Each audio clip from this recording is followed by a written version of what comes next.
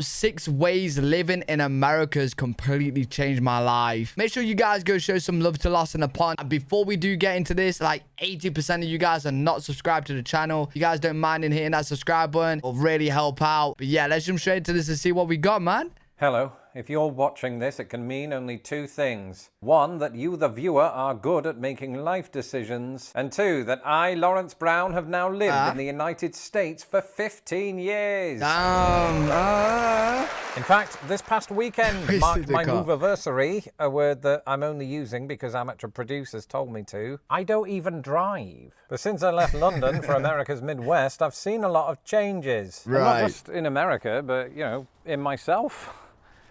And the Gap logo, but mostly myself. When I think back to who I was in November of 2008, I'm reminded of something that Bill Bryson once said. I can't think of anything that excites a greater sense of childlike wonder than to be in a country where you are ignorant of almost everything. Nice. Suddenly, you are 5 years old again. And while my mental age hasn't changed a great deal since then, much about me has. Of course, long-time fans know this already. If you're not yet subscribed to this channel, do that now. Yes.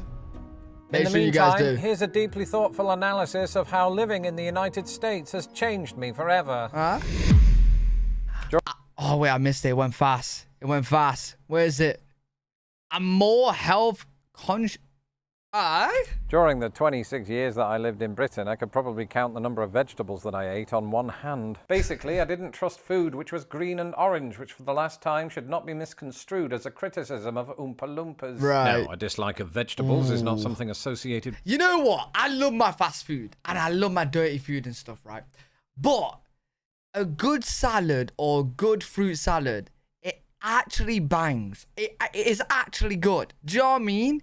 So like, yeah, I don't mind a salad here and there. With British people in general, I was just one of those weird kids who in 1986 ate nettles. I couldn't look at greens the same way after that. Until, that is, I moved to the United States. And at this point, you're probably thinking, Lawrence, if you couldn't eat healthily in a country known for looking really green, what chance do you have in America where you can top up on pop for free? And for the first 7 years, I didn't really have an answer. Suddenly, I was eating more fast food and Dr. Pepper than ever before. I've just realised that Dr. Pepper is technically a drink. I even gained a lot of pounds, sadly not the British kind. And for much of the 2010s, well, I still felt like a human being. It was like the humans in WALL-E. All that to say that my diet spiraled completely out of control. Unparalleled access to sugar-filled treats and supersized meals was... Oh, bro, how can you not? How can you not? Listen, look, McDonald's, bro, if I go to America, it's going to be bad. It's going to be bad. Well, when I go to America. I mean, like, if I move to America, it would be... Oh, bro. I won't be able to help myself with all the takeaways, all the fast foods. And you guys say there's much... Like, it seems like there's a lot more fast foods in more, like, common areas than just McDonald's. In the UK, you got McDonald's, Burger King, and KFC. Possibly not ideal for somebody with such an addictive personality. But honestly, even now... I don't regret it. I think I had to experience rock bottom before I made any kind of attitude adjustment. Right. A bit like John Cena at WrestleMania 29. These days, I don't drink alcohol, I abstain from added sugar, and I've long since stopped eating nettles. In other words, America's fully loaded culture became a sort of wake-up call. Oh, no. Either I could surrender to the colourful packaging in aisle 3, or learn to examine its ingredients. I've sort of ended up doing the second one, but more on that in a later video. In the meantime, I haven't given up on food altogether. In fact... Oh, wait. I went to click really quick then. I've expanded my taste. Well, that's not hard coming from the UK to America, is it? There's not much going on in the UK. Like, UK does have good food, but there's not much going on.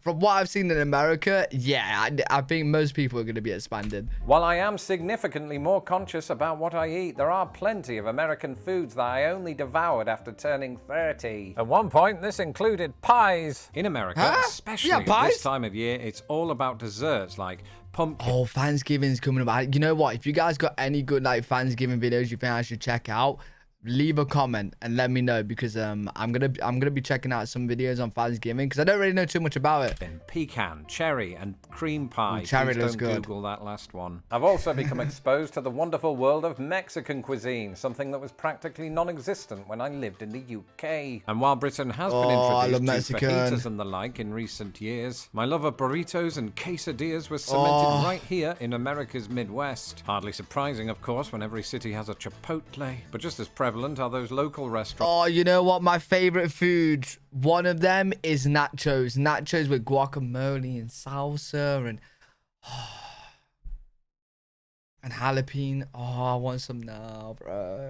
Containing words like casa or hacienda. As a fan of vibrant colors, I am drawn to the interior of these restaurants, which seem to visually mimic all of the major peppers. I love peppers. Oh, bro, why is it so quick? I can't read fast, man. My English has evolved. Huh? Wait, you're telling me from Great Britannia, England, your English has evolved more being in America? Huh?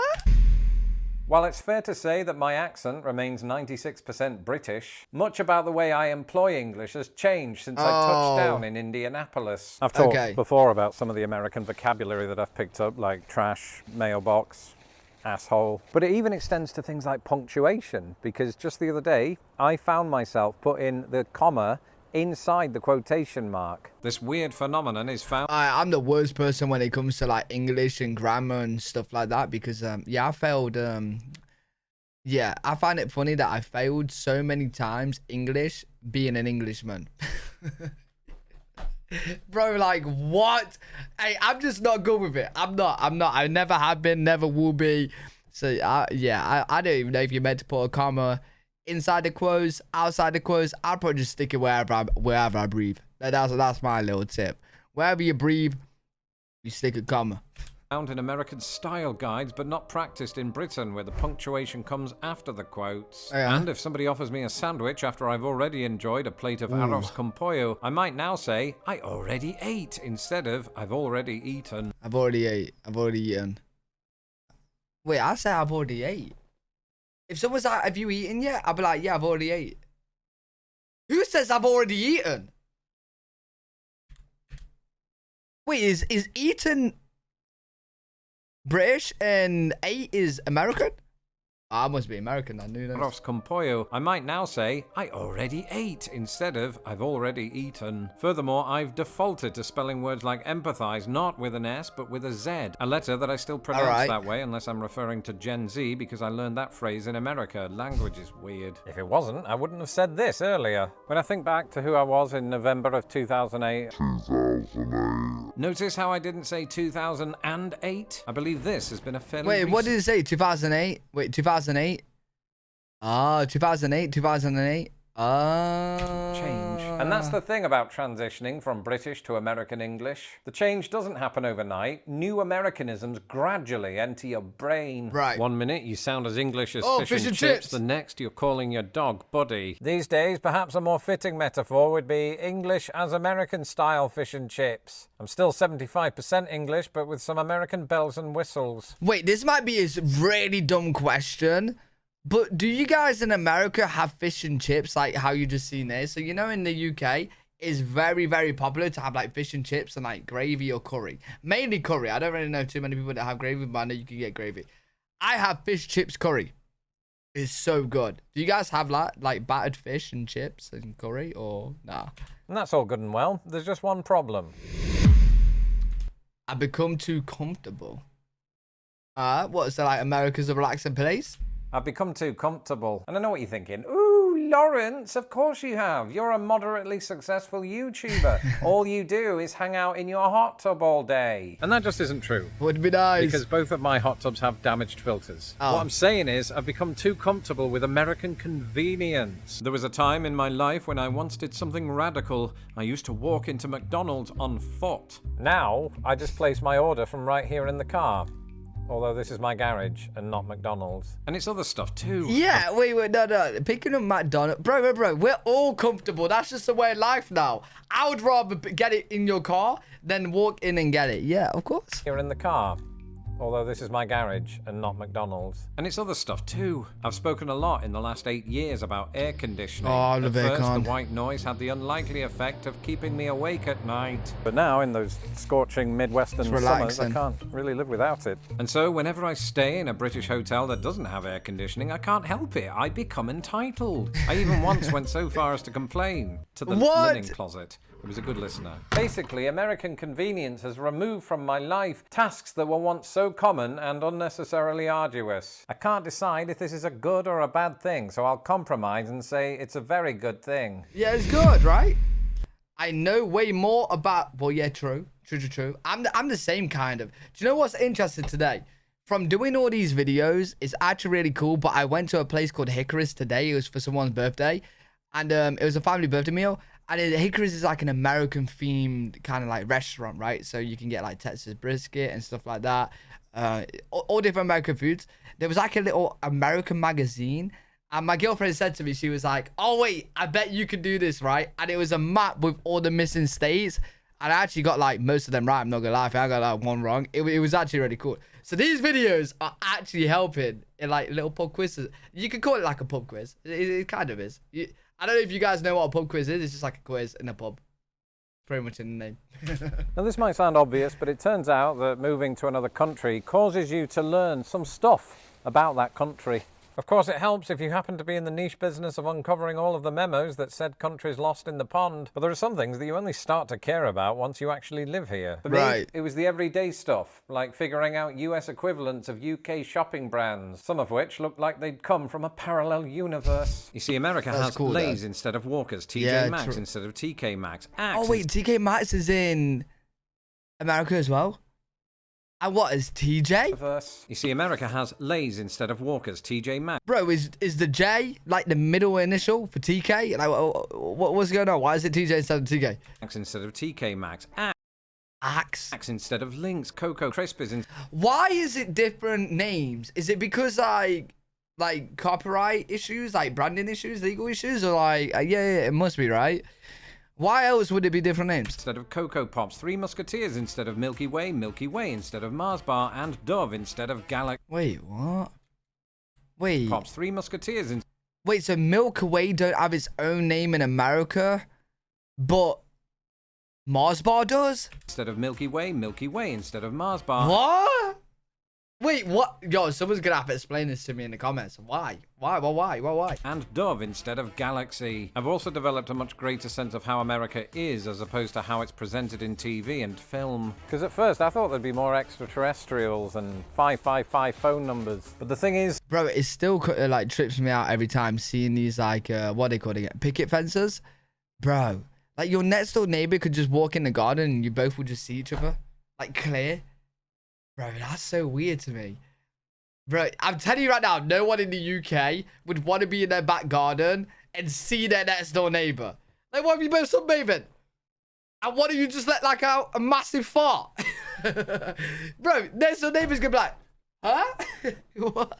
They're right there, bro. Numbers. But the thing is, America is more invigorating when it's not really trying to be, and I know that because I live in the suburbs. Here, I get the same joy walking a dog as I would in England, except because of the grid layout, all of the streets look the same, so it's much harder to remember where my house is. This is what makes US suburbs so unexpectedly thrilling. And in hindsight, I only truly felt at home in America once I began embracing the unremarkable. My friend Ian, but also unremarkable things and concepts like the red flags on mailboxes, or mourning doves, or the etymology of the American English word boondoggle. What? Words are a big part of my job, which brings us on. What is boondoggle? On to this.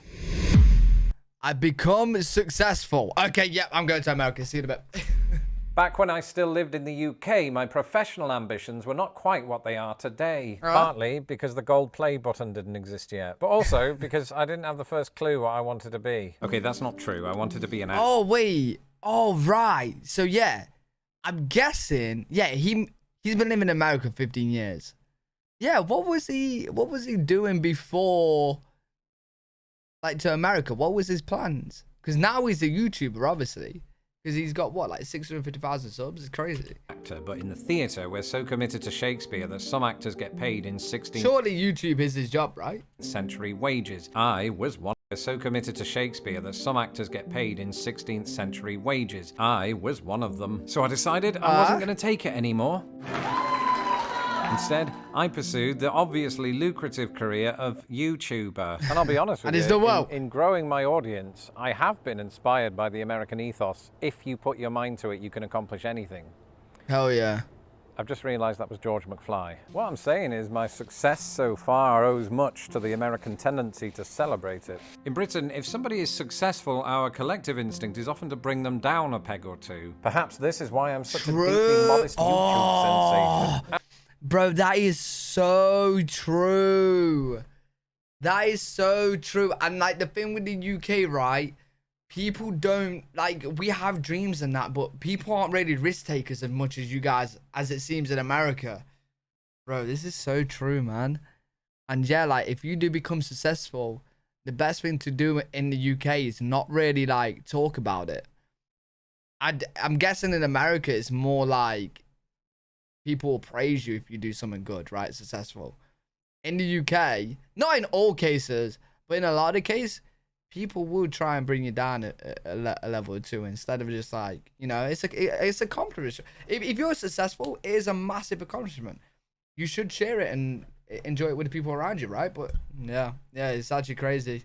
Bro, I need to find a difference on something like that with the UK and America with like risk taking and being successful and just mentality and stuff. Perhaps this is why I'm such a deeply modest YouTube sensation. And as a staunch introvert, it might also have been why I wouldn't have succeeded in Britain. Moving to America was almost like starting again. I was emboldened to take my creative exploits to the next level for the very reason that Americans seem to be on board with it. It probably helped too that I had a nice accent. It could be argued that all of this is just another way of saying that I've become more American. Indeed, almost a year ago, I did precisely that when I finally became a citizen of the United States. That's it. While I might no longer be fresh off the boat, I like to think that I've retained a 5-year-old curiosity, as evidenced by videos such as 6 British things that are actually American.